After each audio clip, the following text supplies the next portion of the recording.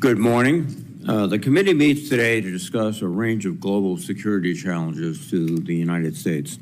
As the Biden administration's national defense strategy has made clear, we are in a long-term strategic competition with China and Russia.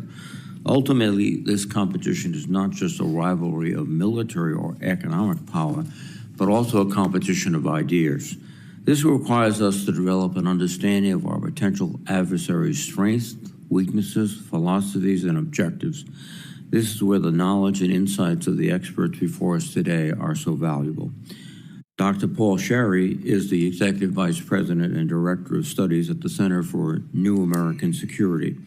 He is an expert on the future of technology and warfare, particularly with regard to artificial intelligence and autonomous weaponry, and has authored several influential books on these issues.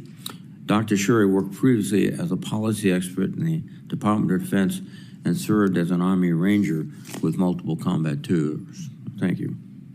Dr. Hal Brands is a senior fellow at the American Enterprise Institute and serves as the Henry Kissinger Distinguished Professor of Global Affairs at the Johns Hopkins School of Advanced International Studies. He worked previously as Special Assistant to the Secretary of Defense for Strategic Planning and was a lead writer for the 2018 National Defense Strategy Commission. He has authored several books on U.S. grand strategy and statecraft. Thank you both for joining us today and for your long careers of service to the nation. Our objective today is to examine the national security issues that this committee should consider as we prepare the fiscal year 2025 National Defense Authorization Act. There is a common understanding on the committee that the future of America's national security is tied to our competition with China.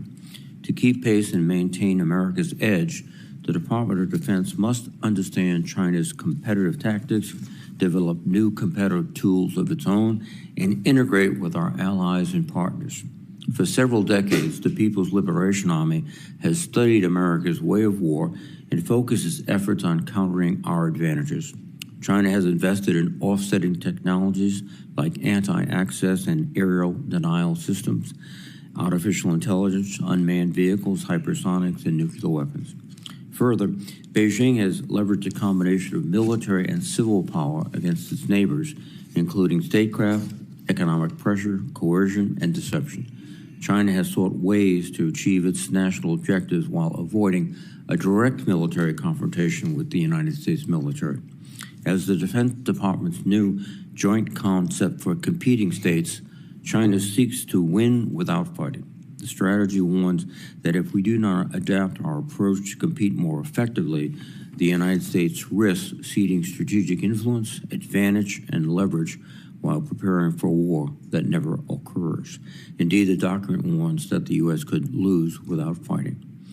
Just as Chinese leaders have studied America's way of war, we need to study theirs. With that in mind, I would ask our witnesses for your assessment of how China is evolving its competitive strategies and objectives. I would also appreciate your views on what military and non-military factors are most likely to impact Chinese decision-making with respect to potential action against Taiwan and other regional partners. Even as we chart this long-term competition with China, we must recognize that the current threat Russia poses. Let's be clear. Russia's war against Ukraine is an active threat to our national security. Vladimir Putin has repeatedly said that if he succeeds in Ukraine, he intends to reunify former Soviet states. This would almost certainly involve direct military conflict with a NATO country, requiring the United States to send our own men and women into harm's way. We must continue our support for Ukraine so we can defeat Putin and cripple his ability to wage war elsewhere. As we are seeing in Ukraine and the Middle East, the nature of conflict and deterrence is evolving quickly. Cyber, information, and space operations can shape the battlefield as fundamentally as air, land, and sea power. The interconnected nature of these activities must drive the way we develop and field new technologies. The Defense Department continues to develop the Combined Joint All-Domain Command and Control, or JADC2, concept, which would be a force multiplier in this regard. JADC2 will enable the joint force to detect, analyze, and act on information across the battle space quickly using automation, artificial intelligence, and predictive analysis. If we can field these technologies and master these techniques, then we must quickly include our allies and partners in the system. Indeed, forging and maintaining strong international partnerships is likely to be the decisive factor in any future conflict. We have seen this through Ukraine's remarkable performance against Russia and will hold true in the Indo-Pacific. I look forward to our witnesses' testimonies, and I thank them again for their participation. And let me now recognize the ranking member, Senator Wicker. Thank you, Mr. Chairman. Our chairman has just delivered a rather sobering opening statement. Today's witnesses are here to help this committee take stock of changing threats to American interests. They will help us reflect on our progress in mitigating and combating those threats over the past year or so. The scorecard does not look good. The Chinese Communist Party shows no sign of stopping its military modernization project. In fact, China added 30 ships last year compared to our overall reduction of 2. In fact, China, the People's Liberation Army also continues to improve its force readiness with complex exercises focused on the so-called reunification of China with Taiwan. The CCP also continues its regional aggression on other countries' sovereign rights. For example, they have repeatedly harassed the Philippines' resupply ships in the Second Thomas Shoal.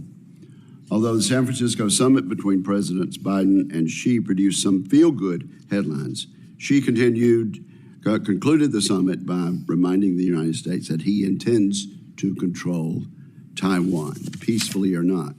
A year ago, we all hoped for significant progress in Ukraine's much-awaited offensive. That progress fell short.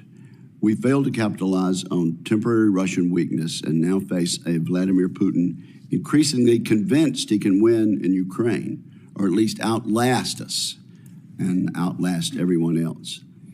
And China, Iran, and North Korea are all contributing to Russia's war effort. Much has also changed in the past year with Iran. Tehran has used the chaos following Hamas's October 7th massacre as an opportunity to have its proxies attack U.S. forces more than 160 times, including with deadly consequences in Jordan and in the Red Sea. Iranian armed Houthis also continue to attack critical global maritime commerce in the Red Sea. Not to be outdone, North Korea seems to have moved into an offensive war preparation mode. This shift from a long-held defensive posture is a significant development which further complicates the picture in East Asia. Worse yet, all 4 of these adversaries drastically deepened their military and economic cooperation over the past year, even as we implement a national defense strategy that largely considers each adversary individually. I struggled to use the word implement because it seems to me that we have a strategy that is not being fully attempted. I would like to hear from the witnesses how they assess the current threats from all of these adversaries. 2023 was a discouraging year for U.S. national security, and 2024 will be worse without substantial investment in our military forces. This committee recently heard about challenges across maritime, air, and space domains, as well as challenges with insufficient inventories of long-range munitions in the Indo-Pacific theater. If we have any hope of deterring threats from China, we need to act immediately to enhance our capabilities. Our needs across the combatant commands and within the services are much too long to list here. We need more submarines. We need more amphibious ships. We need to give our service members more visibility through intelligence, surveillance, and reconnaissance tools. We need more torpedoes. We need more of the SM-6 multi-role missiles and more of the Tomahawk strike missiles our ships and submarines carry, and more of the long-range anti-ship missiles that allow us to hit enemy ships precisely from a safe distance. And we need all these things now. I welcome our witnesses' suggestions on how to improve the Pentagon's ossified planning, contracting, and budgeting processes. which continue to prevent us from producing cost-effective programs on time and at scale. I would also be interested in our witnesses' perspective about the sufficiency of overall top-line defense budget. The budget proposed yesterday by President Biden requests yet another significant cut in defense. He proposed this even as the Chinese Communist Party announced a 7.2% defense budget increase just last week. Is it too much to ask that we return to the generous portion of GDP that gave us more than a decade of peace during the Reagan era? We continue to ask our military to do too much with too little, and that needs to change. I hope this committee, Mr. Chairman, on a bipartisan basis, is prepared to act this year to ensure we address this looming national security crisis. Thank you, sir. Thank you very much, Senator Wicker. Dr. Scharre, please. Thank you, Chairman Reed, Ranking Member Wicker, distinguished senators. Thank you for having me here today. We live in a period of tremendous technological change. This creates opportunities for the United States, but also for our adversaries. The U.S. military must adopt technology faster than its competitors. The bulk of technological innovation is occurring outside DoD, and DoD must prioritize spinning in commercial technologies and harnessing them for military advantage. This contest to rapidly adopt commercial technologies is an all-too-level playing field with our competitors. China also has access to world-class technology companies, and the PLA is working to intelligentize its forces.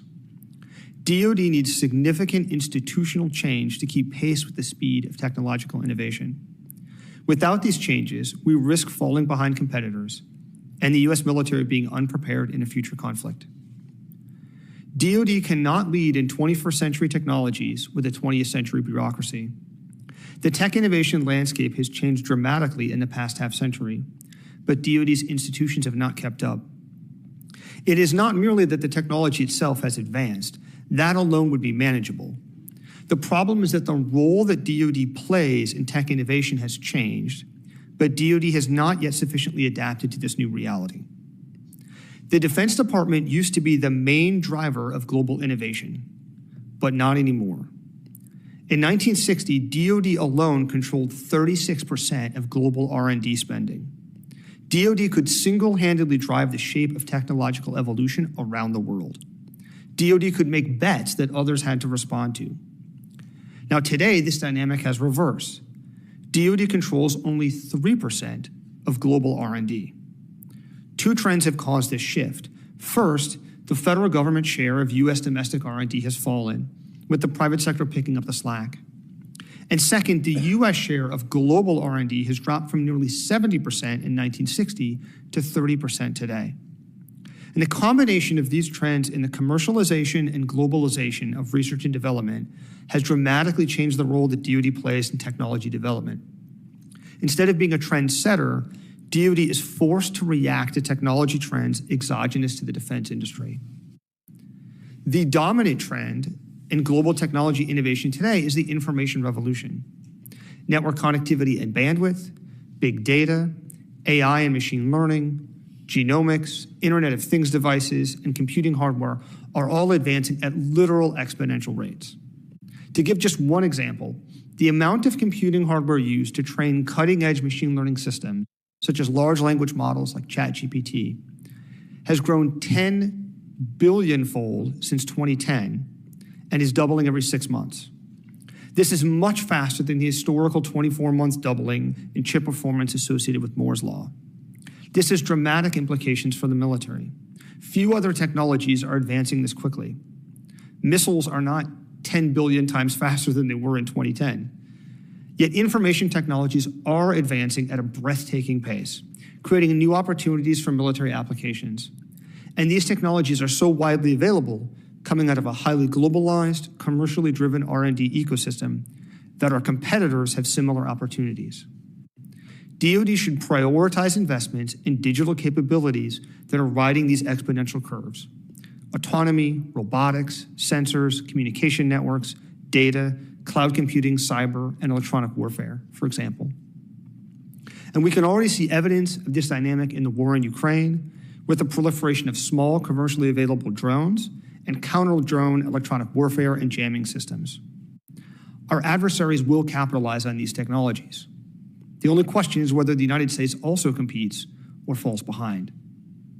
In recent years, DoD has created a slew of new innovation organizations such as DIU, AFWorks, SoftWorks, CAO, and others. And many of these have yielded tangible successes. Yet DoD has often struggled to innovate quickly at scale.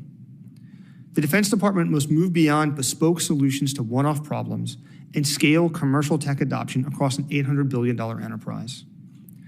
DoD will need Congress's support to move fast, be flexible, experiment with new technologies, engage non-traditional companies, and take risks. Thank you. Thank you very much, Dr. Scharre. Dr. Brands, please. Chairman Reed, Ranking Member Wicker, distinguished members of the committee, thank you for inviting me. Let me just make 3 brief points at the outset here.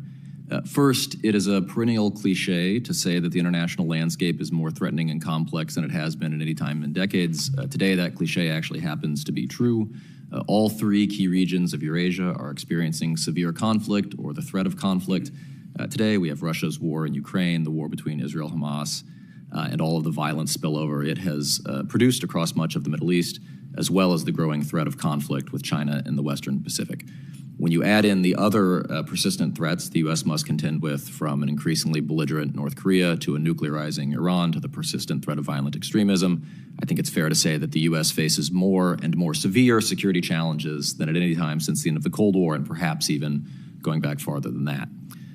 Second, to Senator Wicker's point, the connections between the threats the U.S. faces are growing, as is the threat of conflict that spans multiple regions. Ties between Russia and China, Russia and Iran, Russia and North Korea, and China and Iran are all becoming stronger and more tightly interwoven, which means that the conflicts in which these various actors are engaged or could engage in are becoming more tightly interconnected as well.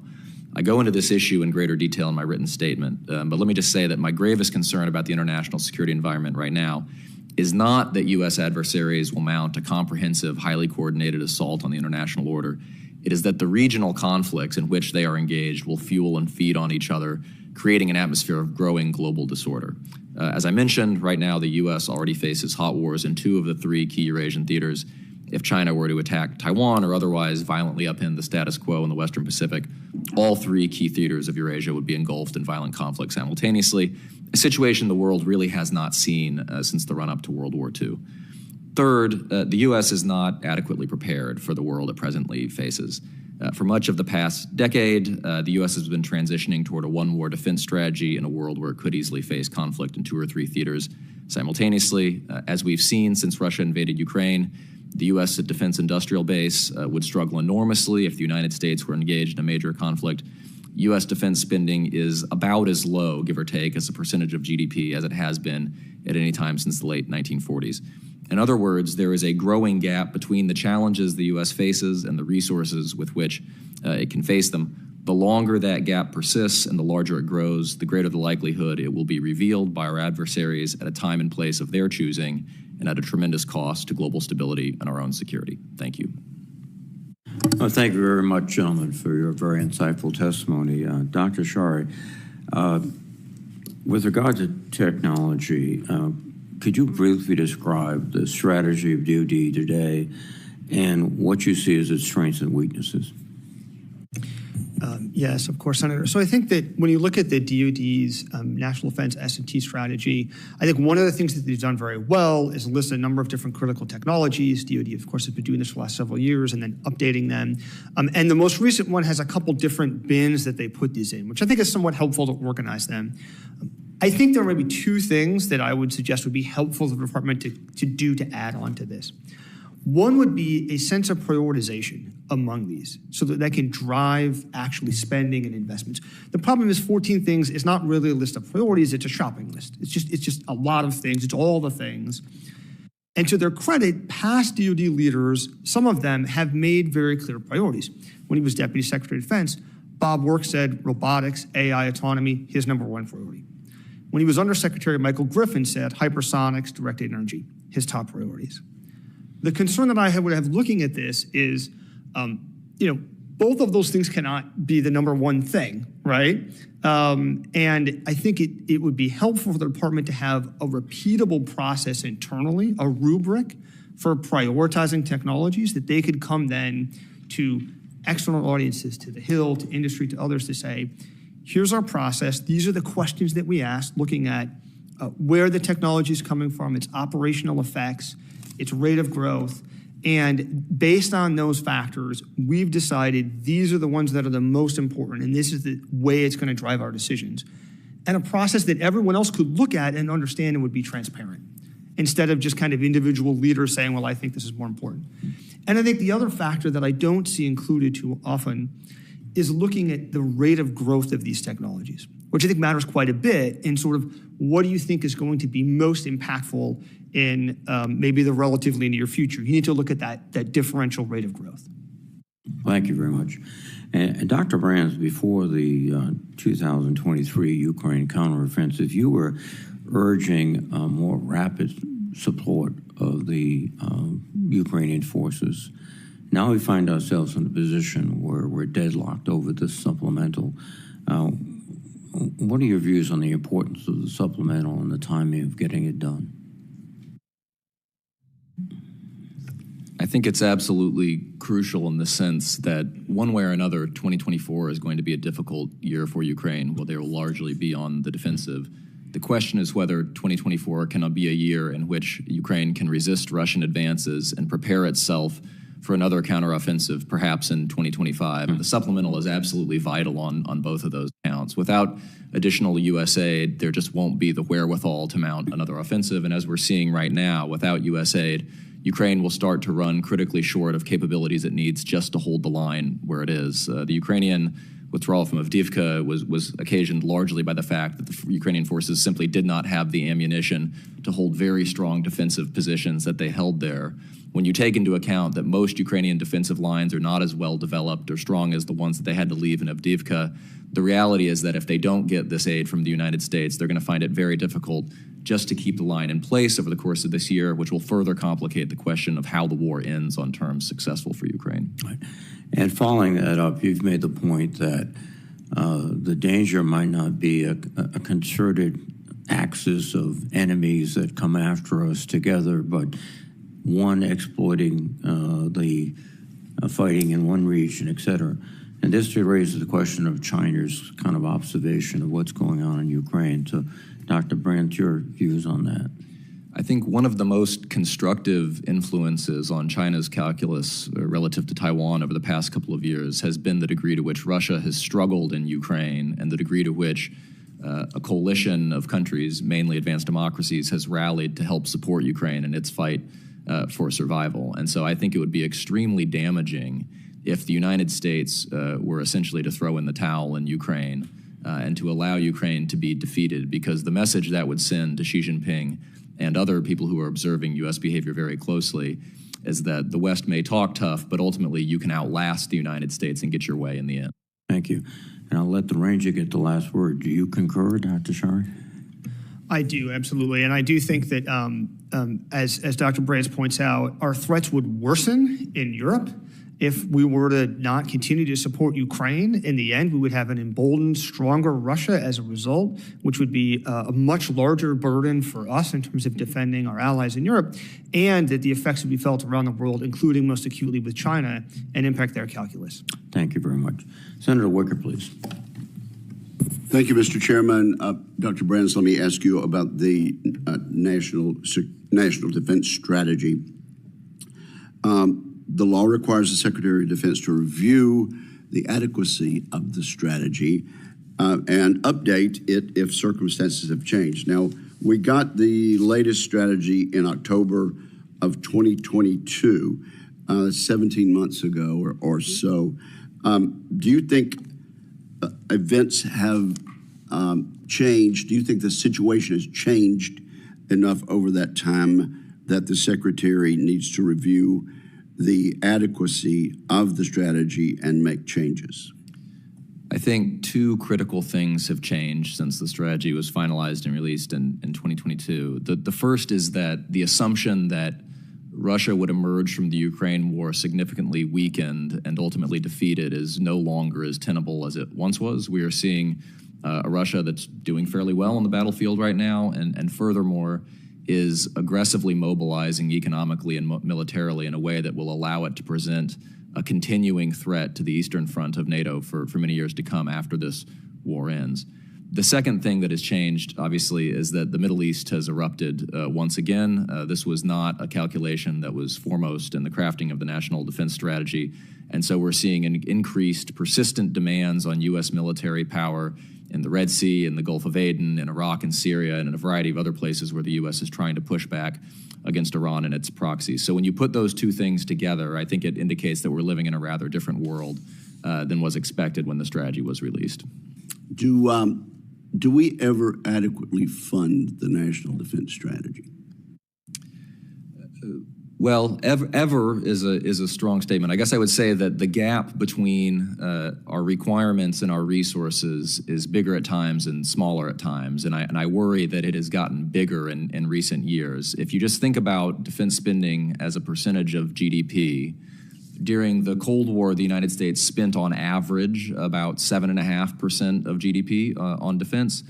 During the 1980s, during the period of the Reagan buildup, it was about 6%, 6.5%. On average. We're at about half of that today, just north of 3%.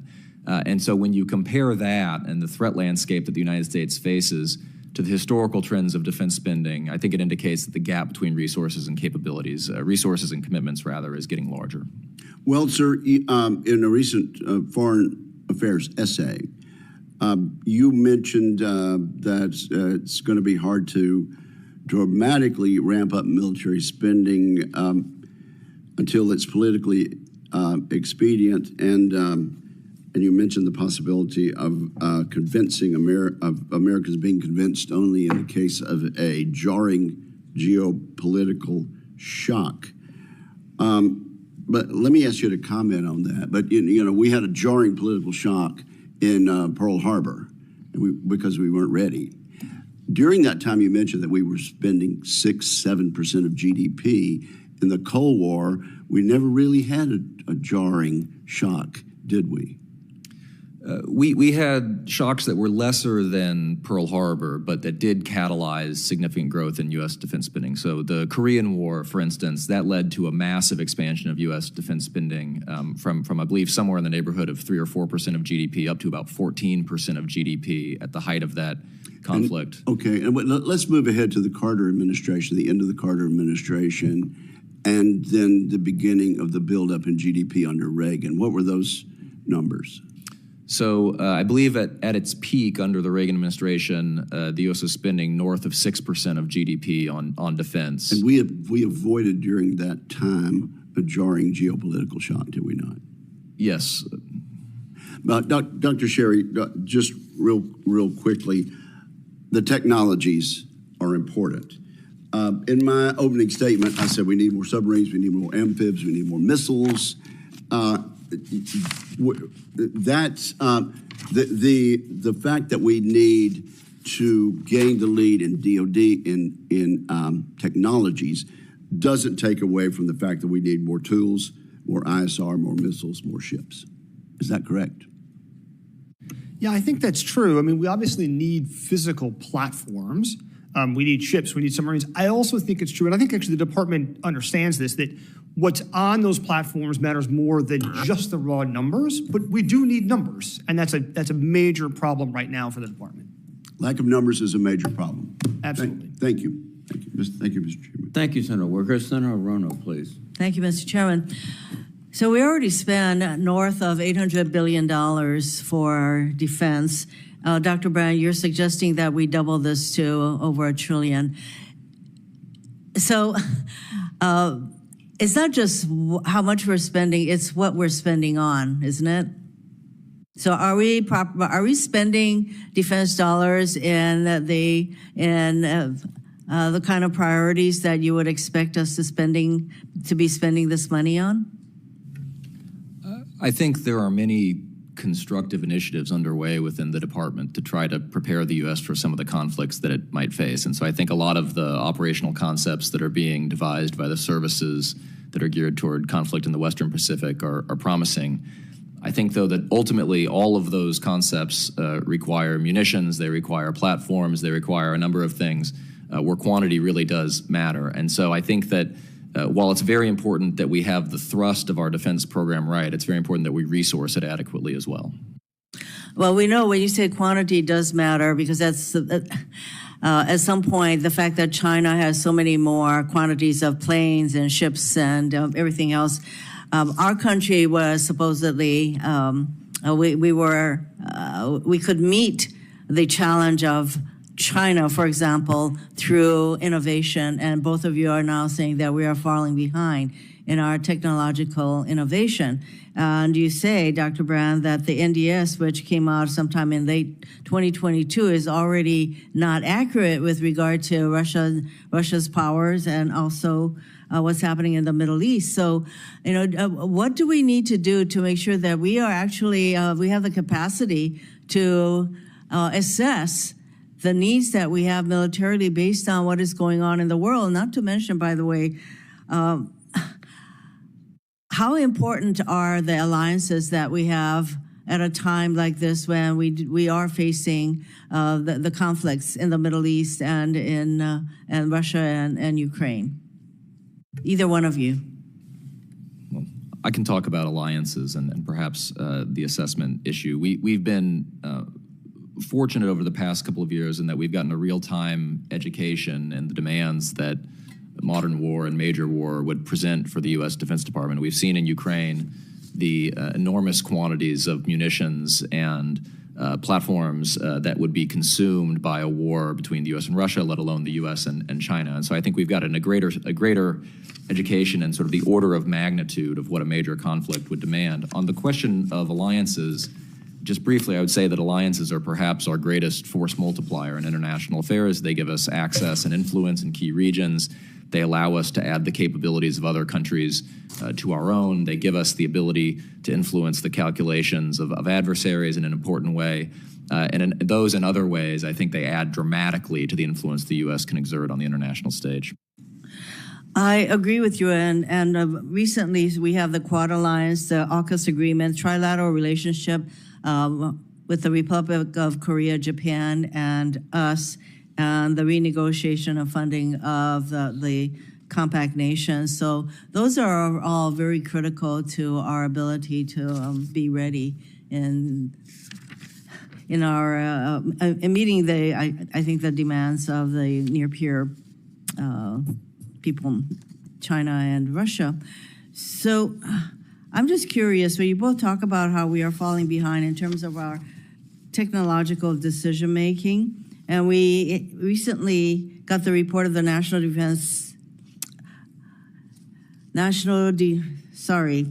Defense Industrial Security.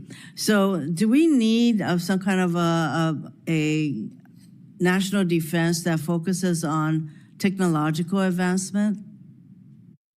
Jump in. Yeah, I think the new strategy in the defense industrial base was excellent, and I think actually the big challenge there is resourcing it, because in particular, the Ukraine conflict has highlighted for us these particular problems that we've seen in the defense industrial base, especially in munitions procurement, and it's given us in many ways a golden opportunity to address those problems now, ahead of a potential conflict with China, both to increase munitions capacity and then scale production, and then look elsewhere in the defense industrial base where we probably have similar problems. Well, but you both highlighted that we're falling behind in terms of our technological capabilities. So do we need to have a special group within our entity or the development of a strategy that focuses on the DoD's capabilities in the technology area? I think we need a specific group that is paying attention to that need within DoD. I think so. I think maybe there's two maybe challenges I would see. One would be some improvements to how DoD thinks about S&T investments itself in terms of the prioritization and the trends, but also at a national level, we are now competing with China at a national level in technology competition, and we don't really have anyone at the national level looking at that holistically. So we've seen not just DoD, but commerce and other elements of national power coming to fore, and I think we need to think more strategically about how to use those elements of national power. Do you agree, Dr. Brands? I'm running out of time, but maybe you can respond briefly. Yes. Thank you. Thank you, Mr. Chairman. Thank you, Senator Roanoke. Senator Fisher, please. Thank you, Mr. Chairman. Dr. Brands, many analysts today, they seem to be relatively confident that the risk of Chinese aggression is overblown. Do you think that confidence is misplaced? I would not hold a great degree of confidence in our ability to predict that China will not use force in the Western Pacific over the next several years, in part because even if it is not to China's advantage to do so, we've seen from the Ukraine war and many other cases in history that the leaders often make bad decisions. They often make bad decisions when they sit atop authoritarian regimes where information flows are very restricted and there is a lot of incentive to tell the person at the top what he or she wants to hear.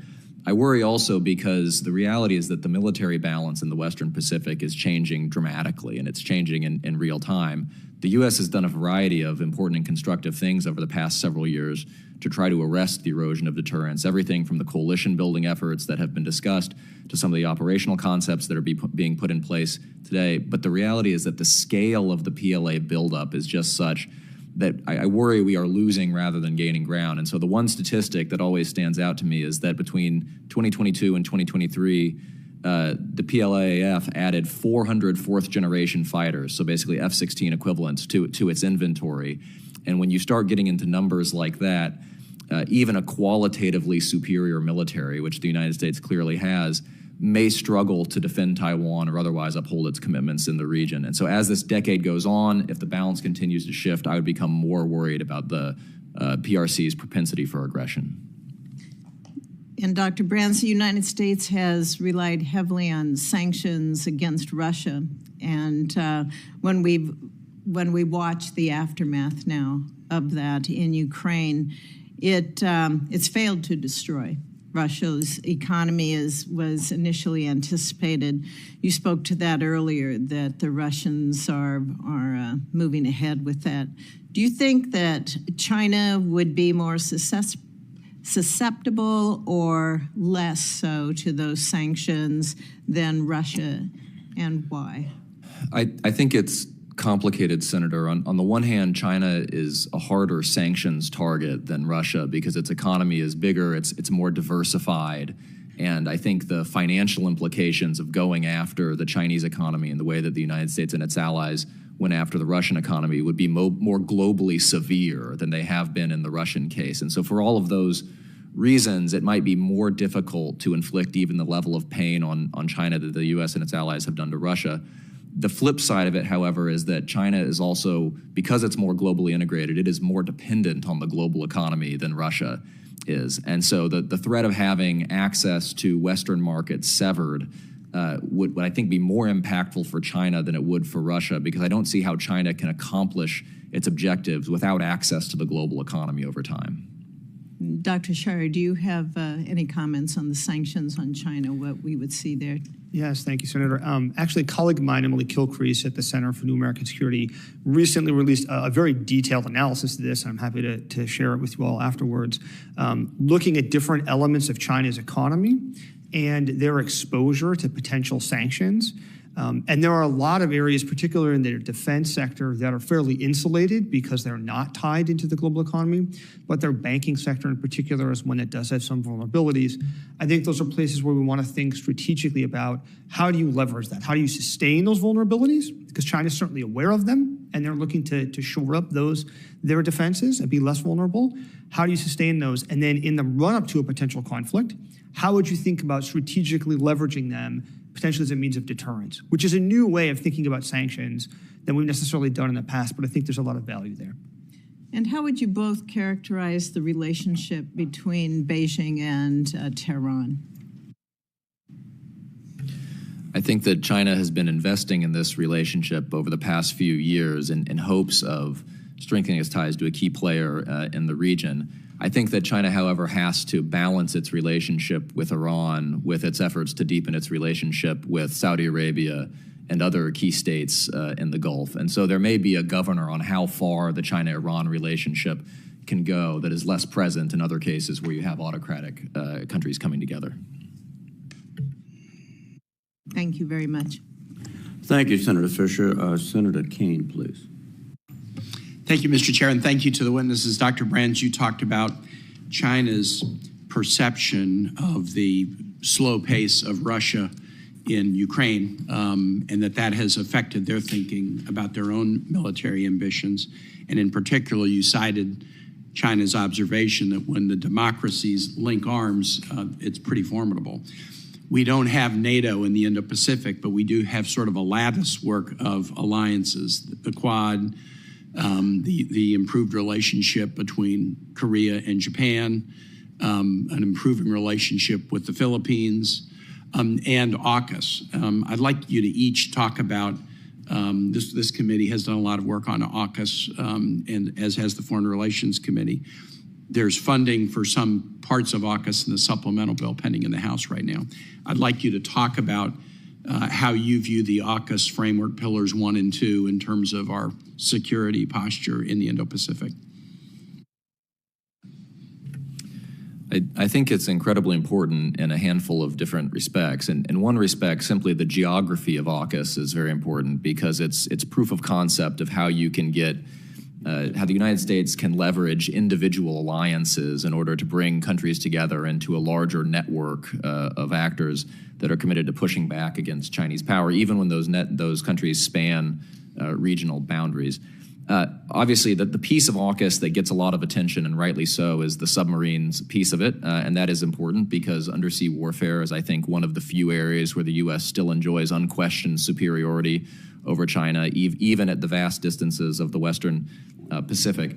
Because it will take some time for the submarine dimension of AUKUS to really bear fruit, I think the other pieces of it, whether it's the advanced capabilities piece or sort of the accompanying piece, which is increased access and presence in Northern Australia, are particularly important in terms of developing the ability to bring power to bear in a conflict in the Western Pacific and affecting China's calculations in terms of how a conflict would go over the next 5 to 10 years. And so as important as that is in its own right, it's also a critical bridge to the point where you can start to bring some of the undersea capabilities to bear. Dr. Scharre, other thoughts? Yeah, I think given the timing dimension, I might prioritize things that involve joint exercises, things that demonstrate to China that jointness and our ability to operate with our allies in the region, things that involve basing, posture kind of things.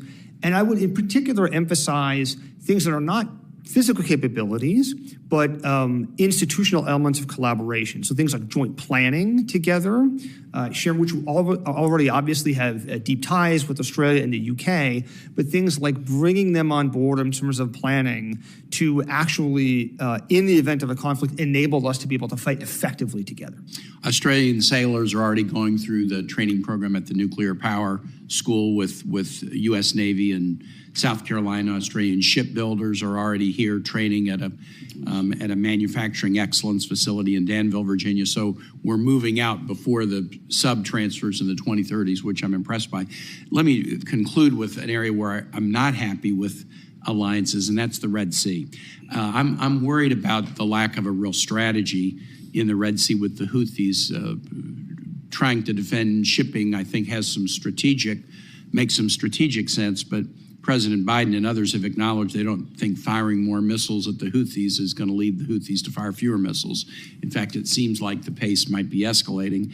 And in particular, I'm concerned that the burden of defending commercial shipping in the Gulf of Aden and the Red Sea is pretty heavily on the U.S.'s shoulders. I think it's just the U.S. and the U.K. that are engaged in any kinetic activity to knock down Houthi drones and missiles. I believe the Italian Navy might have engaged in one kinetic activity to protect an Italian-flagged vessel. Why aren't more nations engaging in this defense in the Red Sea when their probably commerce and trade is more affected by the Houthi attacks than is the U.S. economy?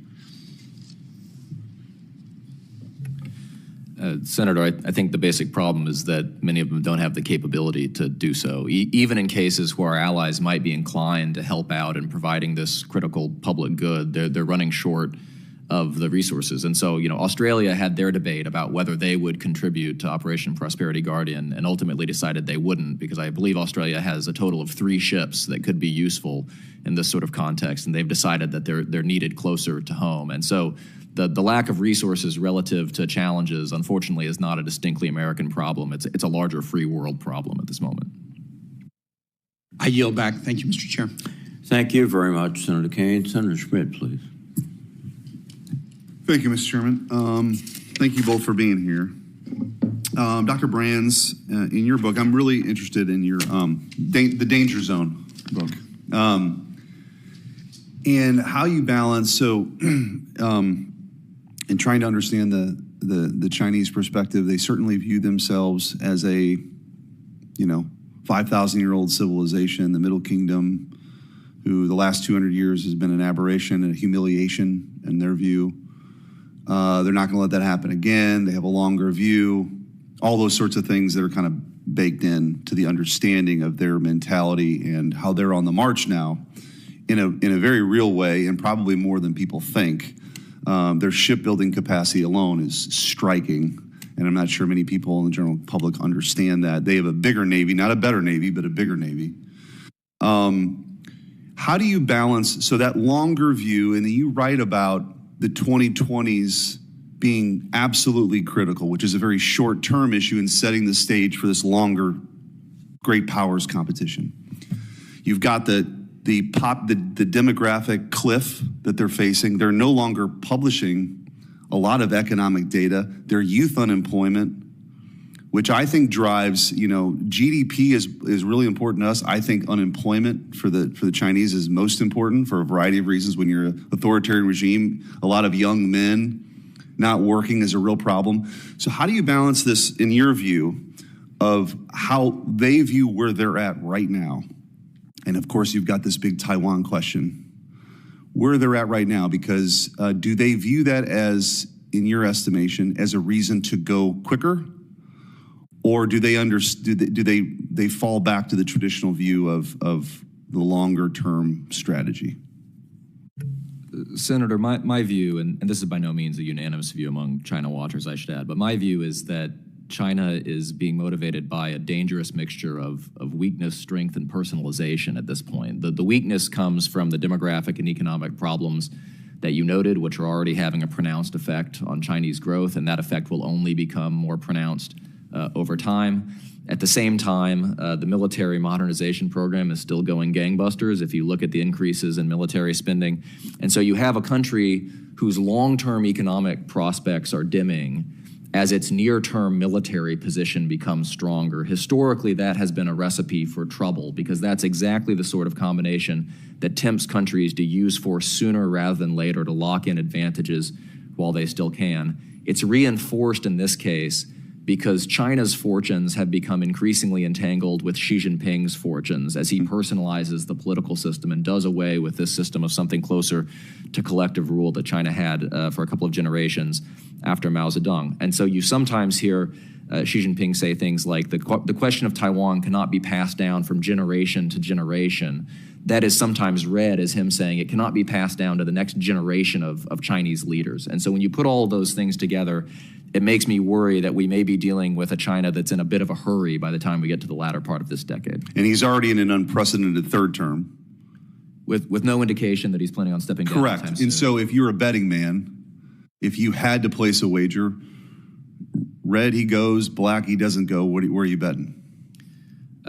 I think an operation against Taiwan would be sufficiently daunting that there are lots of things the U.S., Taiwan, and other countries in the region can do to drive down the chances of a Chinese attack on Taiwan. But on the current trajectory, I'm very worried about where we're up. And then one last question about the CCP and China.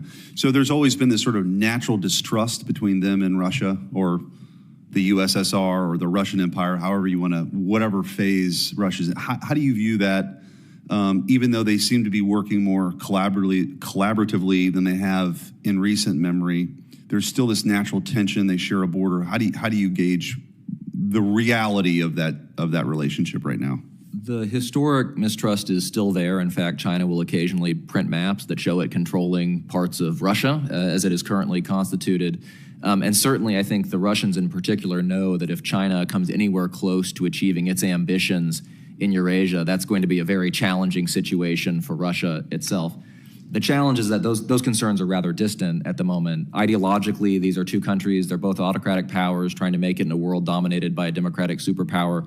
They both view the United States and its allies as their primary enemies. And by all indications, Xi and Putin seem to have similar worldviews and get along fairly well. So those historic tensions may reassert themselves, but perhaps not on a timeline that would help us in this decade or a little bit beyond. So maybe the United States exploiting some of those traditional differences opposed to driving them together probably makes most sense for us, right? It could. I'll spare you a long excursion into history, but if you look back at the prior Sino-Soviet relationship, the U.S. actually pursued a strategy in the 50s of trying to drive them closer together as a way of exploiting those frictions within the relationship, and I would argue that it worked fairly well at the time. Okay, thank you. Thank you, Senator Schmidt. Senator King, please. Thank you, Mr. Chairman. I'd like to thank both of you for very thoughtful and insightful testimony. Talking about some of the issues that we've already touched upon, in 1962, as you've testified, our defense was something like 8 or 9% of GDP. Today, it's under 3%. The projection I just saw was 2.7 for 2024. The cornerstone of our national security policy is deterrence.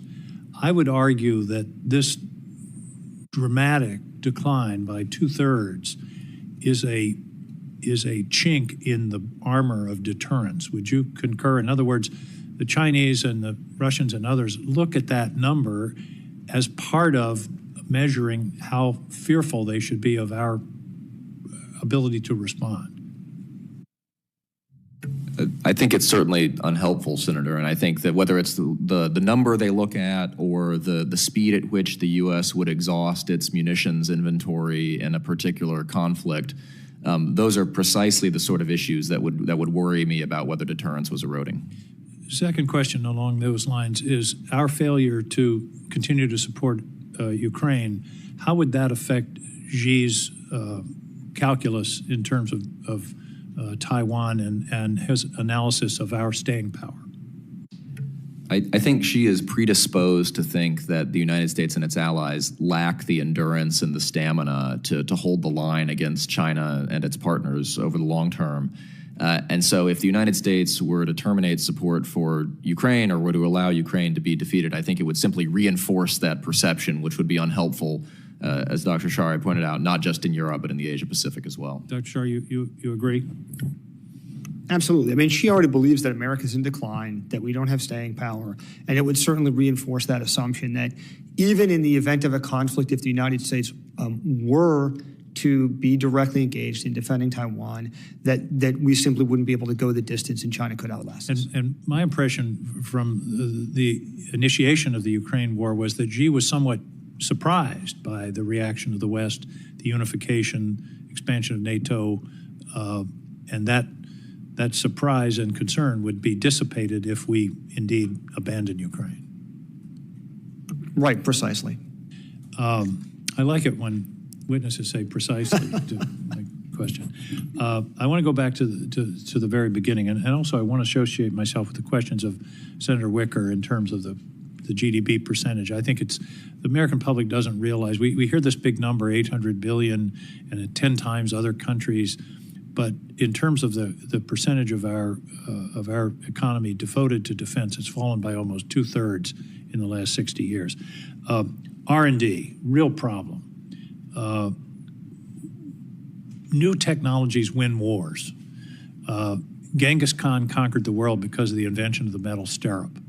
The longbow turned the tide. The British had 5,000 at the Battle of Agincourt, the French 20,000. The use of the longbow is generally considered by historians to be crucial in turning that battle and indeed the 100 Years' War. I worry, it's obvious that there are new technologies that we've been slow. Directed energy and hypersonics are the two that strike me as most obvious.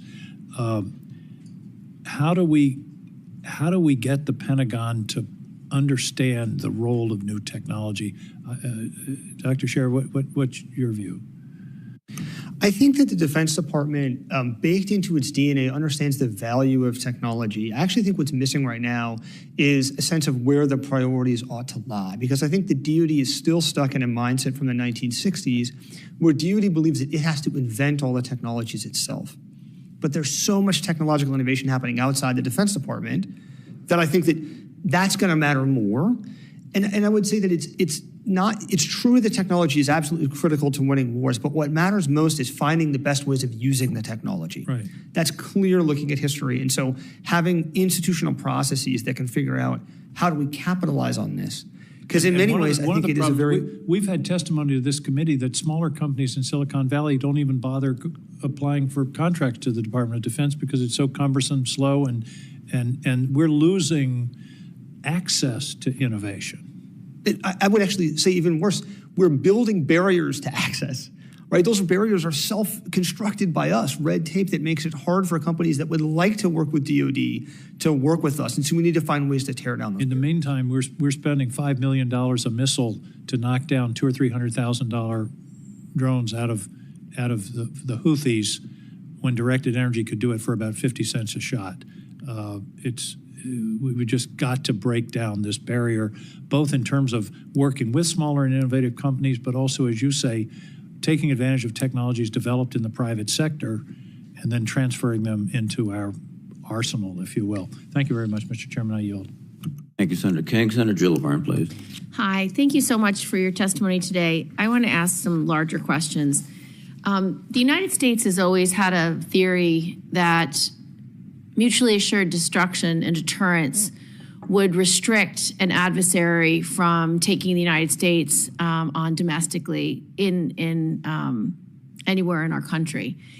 And we have an assumption that we would never have to defend a war here in the United States. Well, that assumption does not play out when you're looking at the arena of cyber or AI or other types of disruption that could be lethal. So we've seen cyber attacks over the last 5 years in an array of places. Solar winds, shutting down our supply chain for food, affecting oil production and delivery. We've seen cyber attacks in every industry, whether it's in healthcare most recently, or in banking, or in any domain within the United States. Yesterday, I sat in the Intel hearing and asked each of the witnesses, from Director Burns to Director Haynes and other military personnel doing intelligence for DIA and other entities. And I asked them the question of, I gave one example. Let's say an adversary decides to use AI and different kinds of generated content to spew out false information from an elected leader or a candidate to such a degree that it misleads the American public in a U.S. election. What are you doing to prevent that or to respond to that efficiently? And who here is responsible for telling the American people the facts of any given incident? None of them had a plan, and none of them took responsibility for the protection of the United States. So I'd like to get your assessment of how do we protect the United States? Let's just say China, in its effort to invade Taiwan, uses the first 2 or 3 months to just do as many cyber attacks as possible in our critical infrastructure, around our bases, around our ability to launch from, let's say, Guam, which they just tested a few months ago, takes out our electric grid, takes out our capacity, creates chaos, undermines the economy significantly. We have no plan to defend against that. And I think the response is, well, you've got the FBI, which is a response organization. You've got CISA, which can offer best practices but has no mandate. But you have no one who's in charge of protecting anything in CONUS. So I'd like you to talk about how should we realign our assessment of what the role of the Department of the Defense, NSA, CIA, National Security Operations and Forces.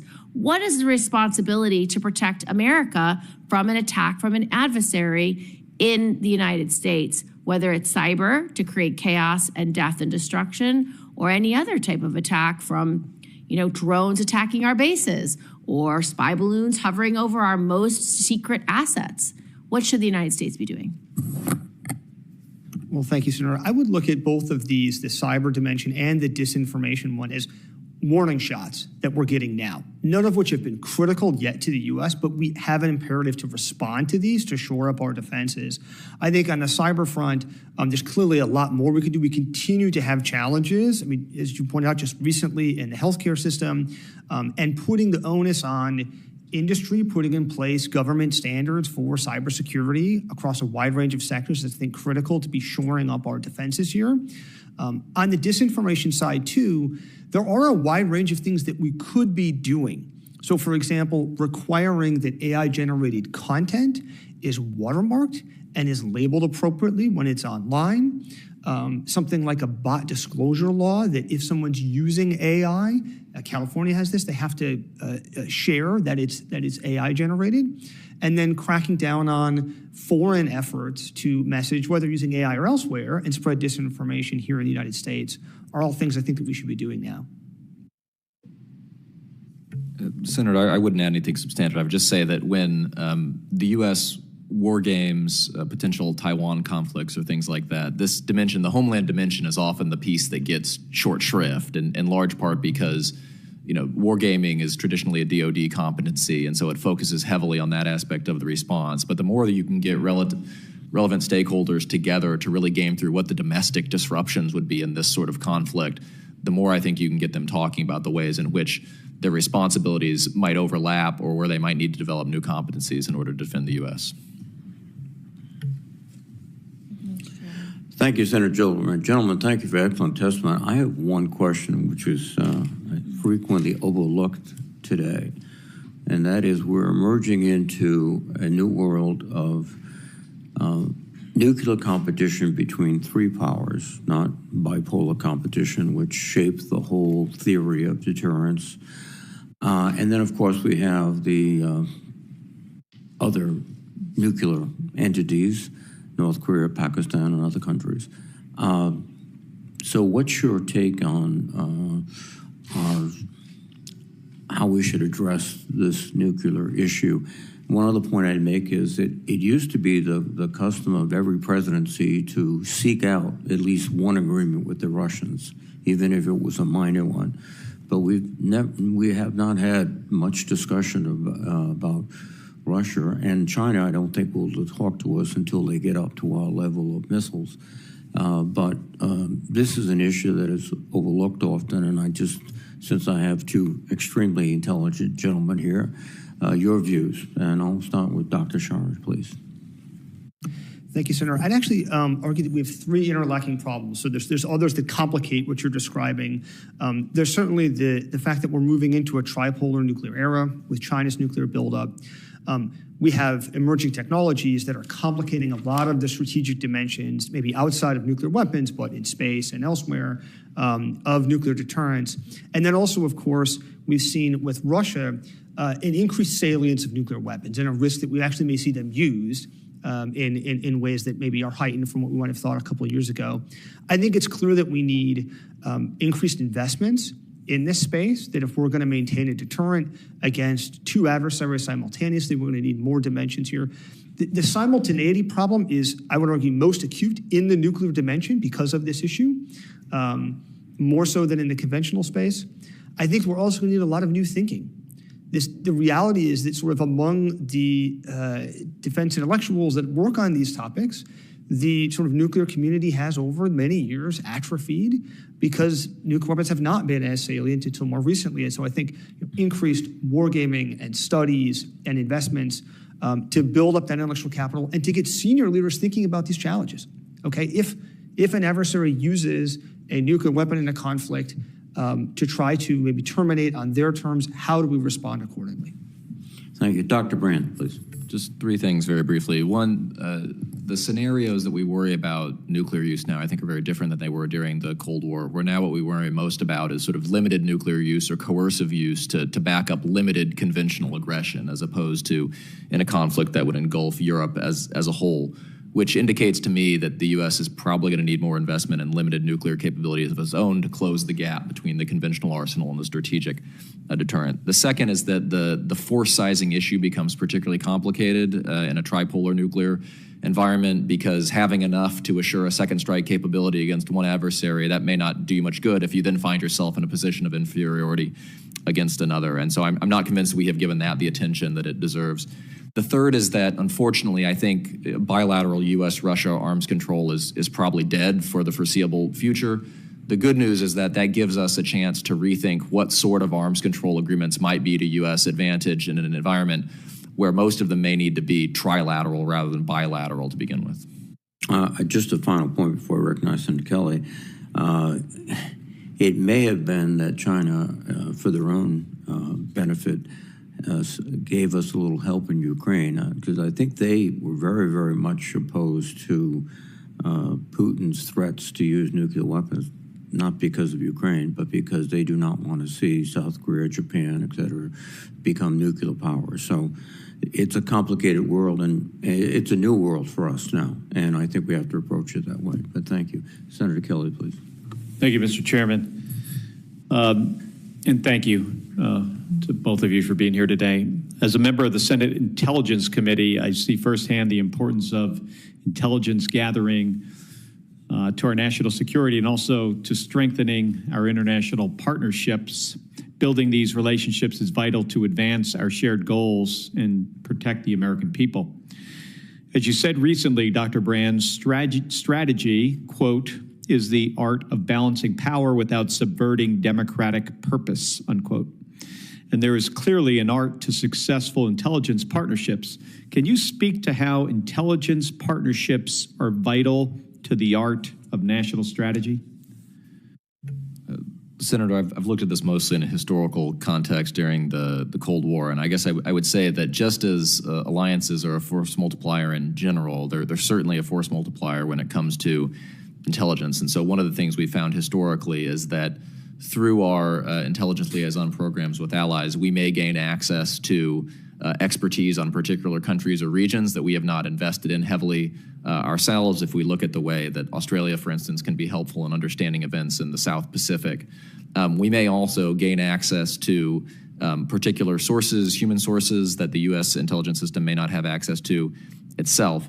And so we end up being in a stronger national position by dint of the relationships that we have with other countries in this realm. Yeah, one concern I've had lately is our ability to gather intelligence in North Korea.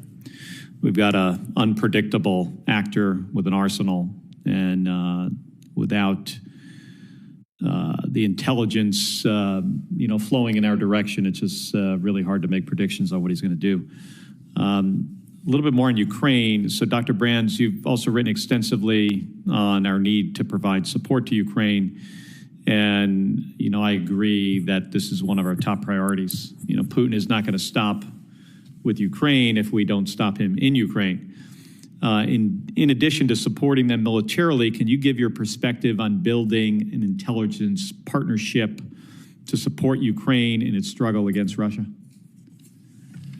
From what I read in the news, U.S. intelligence support to Ukraine has been absolutely vital in everything from helping the Ukrainian government understand the nature of the threat that was coming at it in February 2022 and after, to providing more actionable insights in the months and years that have followed. But I would also, Senator, encourage people to think about it the other way around, where the U.S. will gain enormous benefits from an intelligence partnership with Ukraine, because just to put it very bluntly, Ukraine has fought Russia and we have not. Ukraine has gained insights into the way that modern war works in a high-intensity environment that even the U.S. military, with all of its experience over the last 20-plus years, does not have. And so I would prefer to think of it as a two-way partnership in the sense that the U.S. itself will benefit tremendously. Yeah, and not just with intelligence. I've made a couple trips to Ukraine in the last 18 months or so. And I made this point with the Ukrainians at the beginning of this conflict. I mean, we had, much better intel on the Russians and combat experience. You fast forward 2 years later.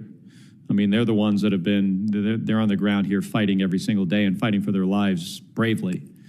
Now they have that experience. And we have, a lot to learn from them.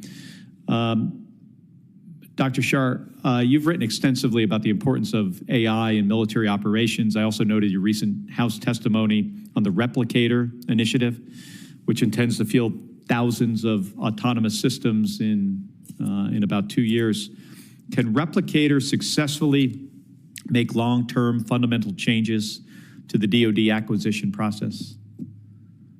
I hope so. We'll see. I think the DoD has set a very ambitious goal for itself. I think that's good. They're going to need congressional support to make that happen. I would like to see them succeed. I think it's too early to tell, but hopefully. And in my last minute, could you comment a little bit about how AI should be integrated into our national strategy? I guess on a couple levels. I think certainly in the military space, we need to be moving forward very quickly to bring in AI technology, putting in place the infrastructure on data and on computing hardware, cloud computing inside the DoD to make DoD ready for AI, to use it effectively. But also nationally, we need to protect our advantages in AI. The best AI companies in the world are here in the United States. And right now, the reality is we are giving a lot of those advantages for free to China. That a lot of the technology proliferates very quickly to China. Within 18 to 24 months, those best AI models have gone open source. They've proliferated to China. I think we also need to look at protecting the crown jewels of U.S. AI advantage. All right, well, thank you. And thank you, Mr. Chairman. Thanks, Senator Kelly. Senator Cotton, please. Gentlemen, welcome. Dr. Brown, last Thursday night we had the president yelling at us for an hour, sounding like it was 1941. With threats to democracy around the world. Yesterday, we got his budget. Seemed more like Harry Truman in the 1940s or Bill Clinton in 1993, drawing down our military after the wars. It only had a 1% increase in defense spending compared to last year's request. Given continued high inflation, that amounts to a real cut. China recently announced that it was going to increase its defense budget by 7.2%. Do you think the president's budget request accurately and soundly addresses the severity of the threats that we face today? No, I worry both about the top line and then from what I can tell from a quick skim of the budget submission, particularly what it'll mean for procurement in the coming years, where I think we're looking at an absolute cut, which would be, even in relative inflation-adjusted terms, more severe still. Could you tell us a little bit more about the specific concerns you have on procurement going forward in the future? Well, one of the major challenges we face at this point is generating and procuring the number of munitions we would need for particular contingencies, as well as simply some of the platforms that would be used to deliver them. And so it is, helpful to have investment in R&D and modernization and things that look forward to in the future, but you're not going to be able to get there unless you have the money to actually buy things once they become available. And moreover, procurement spending at this point provides a double benefit, because the only way you can really strengthen the defense industrial base is by providing guarantees that money to buy things will actually be there. If you're looking for firms to expand or ramp up new production lines, invest in a new workforce, that's the sort of money you need to be spending now that would make possible further investments down the road. Mm-hmm. The kind of multi-year procurement authority that some in Congress have resisted? Yeah, I think that's going to be critical. Yeah. It's because you can't expect those companies, or more to the point, the company's owners in the form of their shareholders, to lay out significant capital up front if they don't have a confidence of a return down the road. If the business case is there, then they'll make the investments. But for the business case to be there, they have to be persuaded that this isn't just a one-year bump in, say, procurement of 155 millimeter artillery ammunition or whatever the capability is, because otherwise they can't justify all the new investments that would be necessary to get to that point. Dr. Scharre, you're nodding your head. Do you have anything to add to that? I do, and I guess I'd add, Senator, that we've heard from lots of experts in government, outside of government. Dr. Brands, of course, has written extensively on this, that we're entering this dangerous window at the end of the decade with China. It seems to me that if we believed that, we would be putting our defense department, our defense industry on a wartime footing. We would be expanding capacity, we'd be increasing our defense industrial base capacity, building our munition stockpiles, building our ability to surge. We have a few years of critical warning now, and we need to seize that opportunity, or I think there's a very real risk that we look back on this moment and realize that we missed the opportunity to be ready. Yeah, so you make those outlays now to try to and you want to ensure companies that they'll get a reasonable rate of return on their investments now. Is there any reason to think the world's going to be safer in 3 or 5 or 10 years than it is now, and we won't need all that stuff we're investing in? Dr. Brands, you want to take that? No, there's no reason to believe that. We're going to be dealing with a hyper-revisionist and perhaps hyper-mobilized Russia for some time to come. We're going to be dealing with a China whose military buildup continues at a very alarming rate. We're going to be dealing with a North Korea whose nuclear arsenal and missile arsenal is going to outpace U.S. missile defenses at some point this decade, as well as all the challenges in Iran and from terrorist groups. So no, there's no reason to think the threat environment will become less severe. Dr. Scharre? I might just add that the best thing that we can do to buy down the risk of a conflict with China is to make investments now that increase deterrence. So it's always costly, investment of resources and national effort to preserve the peace, but more costly, I presume, to win a war when the peace isn't preserved. Thank you, gentlemen. Thank you.